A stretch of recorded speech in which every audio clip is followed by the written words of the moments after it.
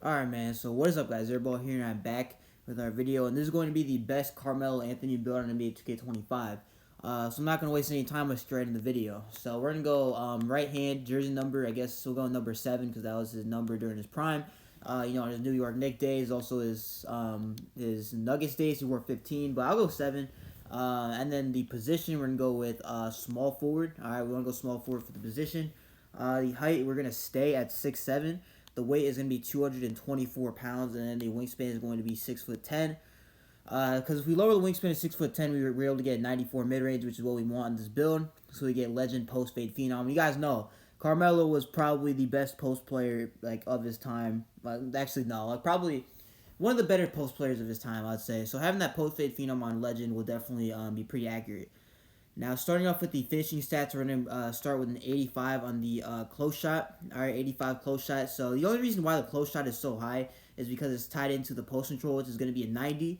And yeah, I mean, if you go any lower than 90 post control, then the close shot will go down. But if you go any lower than 85 close shot, then the post control will go down. Is what I meant to say. So yeah, definitely go to 85 close shot because that's what you're gonna have on this build. Driving layup, we're going to go with a 70, so we'll be able to get that physical finisher on bronze. The driving dunk will be an 87, so we'll be able to get that posterizer on silver. And then the post control, we're going to put up to a 90, so we'll be able to get legend post fade phenom, man. Like I said, Carmelo was probably the best at post fading. That was his signature move, going on the post, him with like a shimmy and then a fade. So that's definitely going to be pretty nice. 94 mid range, you guys see. Post fade phenom, the tier 2 badge right there, and then we also have Hall of Fame set shot specialist. All right, and then the 3-pointer, we're gonna go up to an 83 just so we can get that limitless range on bronze, and we don't get any extra badges if we go up to 85. So going up to 83 makes sense considering you'll be able to shoot just fine with the 83. Like, the difference between 83 and 85 is really nothing considering the fact that you have Hall of Fame set shot specialist. Even if you have gold, that'll still be pretty fine. But the reason why I want that Hall of Fame is so we get that legend post fade phenom, and it's just you just get Hall of Fame set shot along the way. So that's gonna be pretty nice. Now moving on to the pass accuracy, is gonna be a little bit low. The playmaking in general on this build is gonna be a little bit low. It's gonna be 65 on the pass accuracy, and then we're gonna go with an 85 ball handle. So we get the silver handles for days. We get unpluckable on silver, and we also get some pretty decent SIGs. 75 speed with ball, just so we get that silver lightning launch. If you go any lower, you can't really get that. And also 75 is like the threshold for a lot of the SIGs in this game. So 75 speed with ball is what we're going to go with. The interior defense, we're going to go up to a 60, and that will give us just enough to get us that paint patrol on bronze once we upgrade the block rating, which will be pretty solid. But the perimeter defense, we're going to go up to an 82, just so we get that silver challenger. The steel, we're going to go up to a 73, so we get that bronze glove and gold silver interceptor. All right, silver interceptor, and then the block rating is going to be a 74, so we get that paint patroller on bronze. Like I said, I mean, this build isn't really meant to protect the rim like that, so having that 74 block will be fine. But I just feel like if you're 6'7", with a 6'10" wingspan, that doesn't have much block, so yeah, so that's just kind of it would be fine, but this isn't really a big man build. Now the offensive rebound, we're gonna go up to a 60, just so we get that rebound chaser on bronze. So that'll be solid enough. So that's 60 offensive rebound, 50 defensive rebound. This isn't really a rebounding. This isn't a big man build. Like I said, this is a small forward. So that's why with the rebounding, it's gonna be a little bit low. The speed, it's gonna be a 79. We're gonna have an 80 on the agility, so we'll be able to keep up with other people on the perimeter. You know what I'm saying? Like maybe you'll be able to keep up with like the 6'2" guards of the world, the 5'9s, maybe, I don't really know. But 80 agility should be just fine in terms of just guarding the perimeter and yeah, things like that. So 80 agility is what we're going to go with. The strength rating is going to be an 82 because this player already is like pretty strong. Has like a good weight, 224. So you'll be able to get a decent body type on this build. And you also get 82 strength, which means you'll be able to get strong handle on gold. You'll be able to get brick wall on silver or bronze. You get a movable enforcer on silver, which is the main reason why we're going with 82 strength.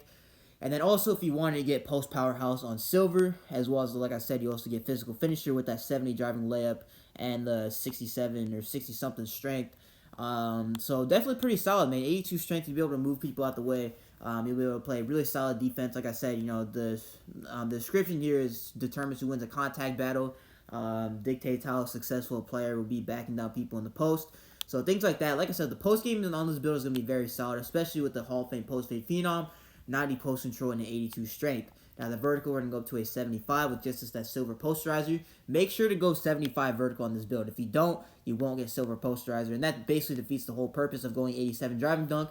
And also with 75 vertical, you get the pro contact dunks off too. With the 87 driving dunks. So yeah, make sure to go with 75 vertical. Definitely going to be very important in terms of getting the animations you want for this build. Now this build in general, I wouldn't say it's a meta build. I'm not going to lie. Like, you don't have that high ball handling or speed with ball. You don't have very high speed. You don't have very high steal. But what this build does have is bag work. Alright, you'll be able to, you know what I'm saying, work your bag a little bit.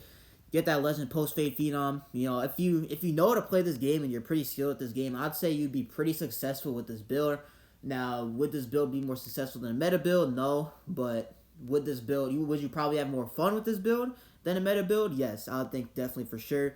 With that 94 midi, 90 post control, you can mess around a little bit. You also have that 87 driving dunks, so you can mess around with some of the contact dunks. You get good shooting, so, you know what I'm saying, for casual players out there who can't really shoot the ball with a low rating, having that 94 mid-range and an 83 3 ball, I think will definitely be beneficial. So there are some benefits to making this build. I wouldn't say use this for comp scenarios, though, like I said, because the speed and agility are a little bit lower than some people would like it. And also the defense isn't really on par with what most builds have. But like I said, this is a build for, you know, anyone who just wants to have fun with the game, any casuals, you know, or any big Melo fans, I'd say, should probably make this build. Legend Post Fade Phenom, Silver, Posterizer. We just get some pretty solid badges with this build that I don't think many other builds can get. Like, what build do you see out there with Hall of Fame, or Legend Post Fade Phenom at that? Yeah, it's pretty solid, man. And the defense, I know it might be a little bit of a struggle, but if you know how to play defense on this game, honestly, I don't think it should be that much of a struggle. The strength, 82, like I said, that's solid. You get good vert, you get good agility, good speed.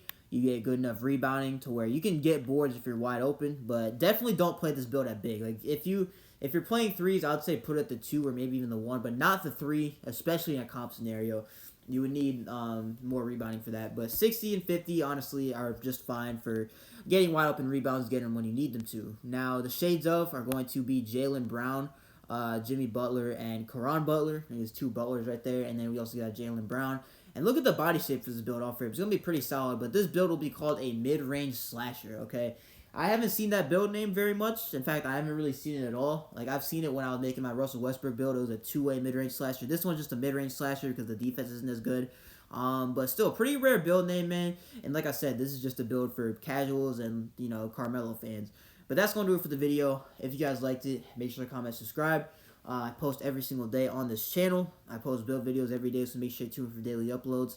But yeah, this is Airball. Peace.